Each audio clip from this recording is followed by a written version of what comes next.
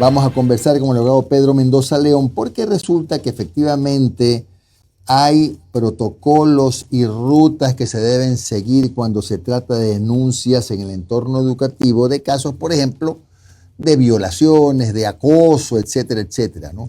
Que no pasan simplemente por lo que muchos habíamos creído, que es, a ver, pasó esto, hay una denuncia, estudiante, ustedes expulsados. Abogado Mendoza, ¿cuáles son esos protocolos que se tienen que seguir rigurosamente? Porque eso está en la ley, ¿no? Bueno, primero, Jimmy, muchas gracias por este espacio. Un cordial saludo a toda la gente que nos está observando. Omar, buenos días. Bueno, hoy en día el Ministerio de Educación, si bien es cierto, no hemos tenido un Ministerio de Educación probablemente tan presente en las instituciones educativas, pero en los últimos 15 años se puede reconocer que se ha preocupado por la protección del sistema integral de la educación, ¿no? Las rutas de protocolo son algunas, pero hay que recalcar que el tipo de violencia no solamente es física. Hay varios tipos de violencia que se detectan y que el Ministerio de Educación ya ha desarrollado protocolos y rutas para la detección y obviamente para la protección de este tipo de violencias, ¿no? Como tenemos la violencia psicológica. El bullying, por ejemplo, ¿no? Se está prácticamente elaborando una normativa para el cyberbullying, ¿no? Específicamente en la ley no existe. Habla de una violencia digital. Pero también tenemos la violencia por omisión, negligencia. En varias instituciones educativas se da este tipo de violencia porque no se detecta a tiempo algún tipo de secuela que haya dejado una violencia que se haya cometido en cualquier parte del mundo, ¿no? Entonces, las rutas de protocolos prácticamente abarcan todo este tipo de situaciones y no solamente las protege, sino que las contiene. Es importante saber, estimado Jimmy, que la contención, la contingencia posterior al hecho es importantísima. Porque en muchos de los casos la presunta víctima, siempre hablamos de presunto, claro, se ve abocada en un ataque mediático o alguna situación que se queda en el olvido, ¿no? Entonces es importante saber que la contingencia psicológica a estas presuntas víctimas es súper importante. Claro, ahora, para usar un ejemplo reciente, mucha gente esperó, por ejemplo, que luego de los acontecimientos en el colegio C, que ya sabemos que ya son públicos, ya se han debatido bastante, los estudiantes debieron haber sido expulsados. ¿Por qué no se procedió así? ¿Qué dice el protocolo? En definitiva, en ese caso específico, en el análisis que se ha realizado, no se puede dar con un prejuzgamiento como tal, porque en la activación de la ruta, si bien es cierto el hecho no ocurrió dentro de nuestro país, pero tampoco el indicador tiene que decir, bueno, voy al ámbito penal y que la justicia o la fiscalía le juzgue o los expulse, sino más bien el DECE, el Departamento de Consejería Estudiantil, el manual y la misma Ley Orgánica de Educación Intercultural le manda a detectar el cambio de comportamiento de la presunta víctima. El Departamento de Consejería Estudiantil definitivamente actúa dentro de la institución como un ente investigativo permanente, lo dice la misma ley sí lo abarca, lo detecta. Entonces, ¿qué quiere decir en esta situación? Quizás hubieron omisiones que no puedo decir tácitamente se le hicieron, pero en las respuestas públicas, tanto en la parte de la defensa técnica, nunca se debió exponer ni revictimizar porque la ley totalmente lo prohíbe. Y en el caso del colegio debió haber indicado que ya estaba en manos de la autoridad pertinente. ¿Por qué? Porque digamos que en este caso se activó la ruta por un posible hecho de violencia, que vuelvo y repito, no ocurrió acá, pero al detectar un trastorno psicológico en la presunta víctima, debió haber hecho la contingencia, debió haber puesto en manos de fiscalías porque siempre queda una secuela. Entonces, la ruta y el protocolo manda no a la expulsión, sino a la separación, en este caso, del presunto agresor con la presunta víctima. ¿Y por qué siempre hablamos de la palabra presunta? Ustedes saben que el artículo 76 de la Constitución de la República siempre habla de la legítima defensa y del debido proceso. Nosotros no podemos determinar, y por eso digo que fue un error de la defensa técnica, es hacerlo mediático, porque hoy tenemos un tribunal en Twitter, un tribunal en varias redes sociales donde juzga a las personas. Pero, a ver, yo poniéndome como abogado del diablo, pero a lo mejor es porque el plantel aclaró o precisó que este evento se había producido como que era extracurricular, no era académico, y además fue en otro país. Capaz por eso se hizo mediático. Sí, pero la ruta y la ley establece bien claramente que el sistema de rutas y protocolo está para detectar. Porque imagínense usted, vamos a poner un caso bastante extremo en los Estados Unidos, un chico llega latillado a la escuela. Automáticamente el sistema de protección de los niños va y le entrevista y trata de llegar al meollo del asunto.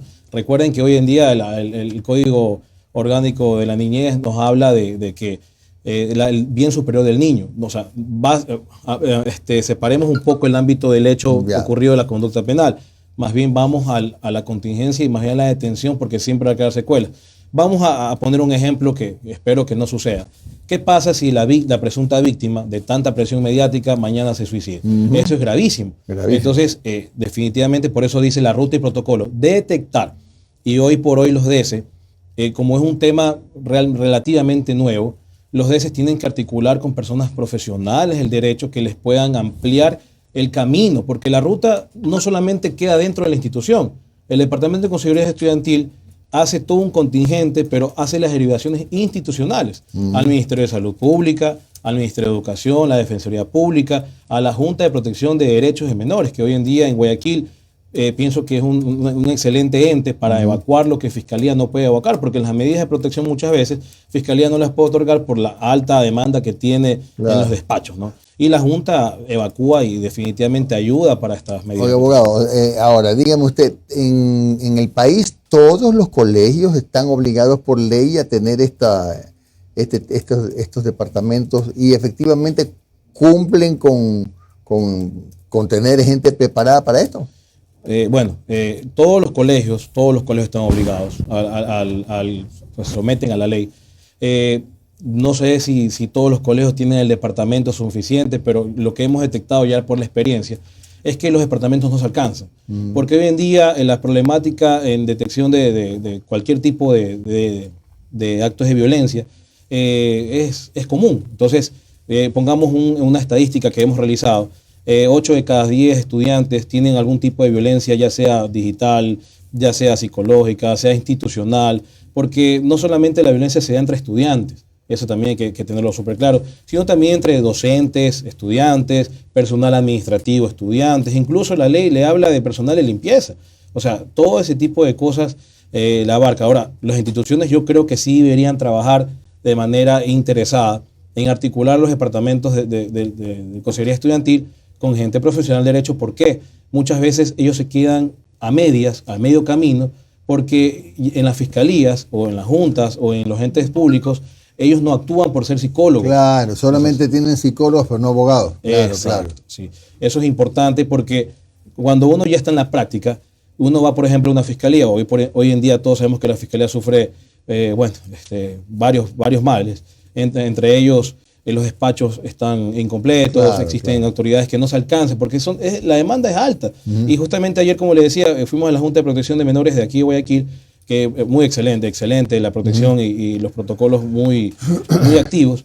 Y ellos nos decían, la fiscalía no actúa. Yo le digo, yo entiendo que la fiscalía no actúa porque tiene demasiada carga procesal. No se alcanza. Y de hecho la fiscalía debería actuar de oficio, porque muchas veces el fiscal dice, no, pídamelo por escrito. Cuando son cosas de adolescentes, niños, no se debe, pero porque de oficio se debe actuar. Claro. Ahora, y esos temas, por ejemplo, esas riñas que se dan fuera de los colegios, entre estudiantes de los colegios, habiéndose dado o fuera del plantel, ¿el plantel tiene también que intervenir? Más bien no tiene que intervenir directamente, ¿no? Porque el primero está fuera y segundo, lo que pasa de una otra manera fuera de la institución prácticamente no es consecuencia de alguna omisión de la institución, pero sí debe detectar porque las secuelas quedan, ¿no? Hay indicadores generales de violencia donde el mismo tutor, porque esto aquí es una cadena, o sea, no solamente actúa el DECE, y eso también hay que corregir porque los DECES se han cargado toda la problemática y prácticamente las instituciones le omiten a tutores, inspectores, demás profesores que también tienen que estar al tanto. Entonces, en la detección por las secuelas, la institución debe actuar de manera obligada. Ya, iba a preguntar algo. Abogado, sí. ¿Cómo está? Gracias por su tiempo. A ver, de manera concreta, yo soy un padre de familia. Llega mi hijo de 8 años y me dice, mamá o papá, mi compañero me está molestando, todos los días se me carga, en ciertos casos me atosiga, me golpea. ¿Qué tiene que hacer inmediatamente el padre? ¿Cuál es la ruta que tiene que tomar el padre formalmente?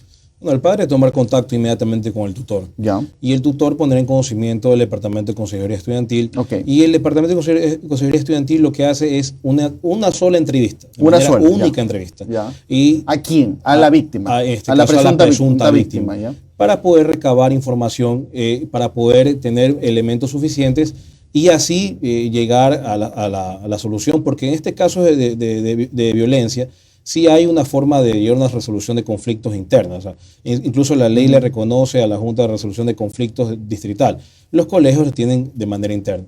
Pero es importante conocer lo siguiente, y es para que ustedes también conozcan. El padre le pone en conocimiento al tutor, el tutor le pone en conocimiento al Departamento de Consejería Estudiantil, y el Departamento de Consejería Estudiantil debe de iniciar prácticamente una investigación integral. Yo le comparo al DS con la Fiscalía de los colegios. Ya, claro. Porque aunque si ese hecho se da es porque alguien no está viendo o alguien no está supervisando, alguien no está atento, en este caso de los estudiantes. Entonces el DS debe de recomendar a la autoridad de la institución pedir los descargos respectivos. Porque imagínese usted, hay un acto de violencia y la tutora estaba desayunando. Entonces los DS tienen que solicitar o recomendar los descargos respectivos para que incluso la unidad de talento humano de cada institución pueda detectar algún tipo de falencia y paralelamente aperturar algún tipo de expediente administrativo que pueda corregir estos hechos de omisiones y negligencias. Porque hoy, o en el caso, puede ser una situación de violencia física mínima, pero mañana puede haber algún tipo de cometimiento hasta de alguna situación de un delito que podamos lamentar. Entonces, en esa cadena, todo... Pero siempre viene a partir de la denuncia, ¿no? No siempre, porque como lo porque, dije... por ejemplo, mire, Sí. abogado, aquí voy a omitir el apellido, pero Carmen, al parecer, ella es una psicóloga. Y dice, con todo respeto, dice, los psicólogos no somos detectives. Se está desviando lo que realmente es nuestra profesión. Si la presunta víctima no manifiesta o no da a conocer, los psicólogos tampoco somos adivinos. No. A ver, es por eso que hay que leer bien la ley. O sea, el Ministerio de Educación le ha dejado bien explícito las situaciones de violencia y cómo detectar. Ya. O sea, manda indicadores generales de violencia. Si bien es cierto, no son detectives, pero los departamentos dentro del Ministerio de Educación ha realizado modelos de departamentos de consejería estudiantil donde incluso los DS están para implementar procesos para mejorar la detección de posibles trastornos de estudiantes.